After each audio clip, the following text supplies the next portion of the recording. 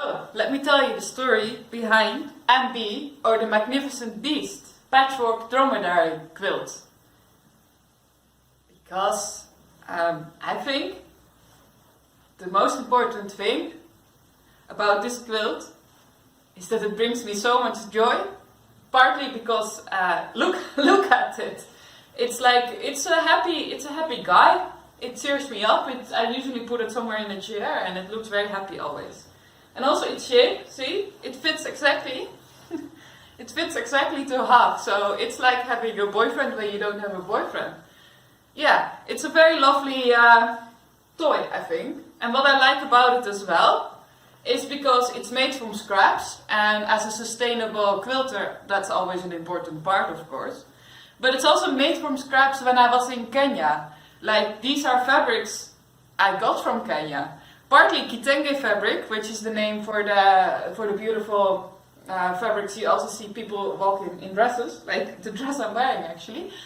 But also normal fabrics, because tailors also use normal fabrics as inside or something like that. And I think all in all that makes it a very happy guy, and it also reminds me of when I was in Kenya. And it also shows that you can quilt everywhere, anywhere where you want to, because everywhere people wear clothes, and also nice clothes, so everywhere there are tailors with leftovers. Because if you sew clothes, there's a lot of scraps, and they are perfect to quilt. And the good thing is that you start with making flat pieces of quilt tops basically, and those you can turn into anything you want. This dromedary guy, MB, also shows that a quilt can be anything you want as long as it's textile. Like, it can be a blanket, but it can also be a toy or a bag or whatever you want it to be. So I first started with drawing out the shapes of MB on like a backing fabric. I think it was some ugly tablecloth or something like that. And then I made, with foundation piecing technique, I will talk about that later, I put pieces of fabric on it. So I knew that I would have a big enough shape. And after that I quilted the shape, I quilted the scrap pieces, a bit like a crazy quilt idea. I will talk about it later as well. I quilted it on the backing with a zigzag, because I like the bold look it gives. And then I cut it out so the pattern pieces were the right shape. And then it was just a matter of putting the pieces together. And the filling of MB, he has a bit of a heavy head.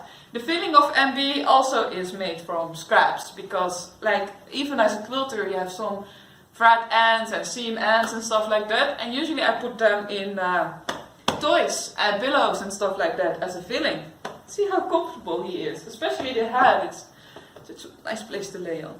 So yeah, this is my stuffed toy, and I think it would be lovely to have workshops where people learn how to make their own soft toys, because you use backing fabric. It's also very suitable to make with clothes that hold an important memory to you. For example, you have memory quilts like the mini memory quilts we've made during the quilt along. You can have big memory quilts that are blankets, but you can also have memory stuffed toys. You have, for example, sometimes people who make toys out of the shirts of fathers, and that's a memory for children of the fathers or the grandparents when they, for example, passed away, sadly. So this thing really shows how much potential quilting has to brighten up your own world and to make living memories. And in the case of MB, the living memory is even more true, because he feels almost alive and he brightens up my house. So yeah, this is the story of MB, and I planned it as a gift to my sister's baby, Veerle, but I think he belongs with me because he is such a perfect fit hugging it, so I will have to make something else for her. But that's okay, because then I can pick another animal and make a soft toy for her, and I can use that as a way to teach you as well how to make soft toys. So what animal would you love me to see making? Yeah, I think that's it.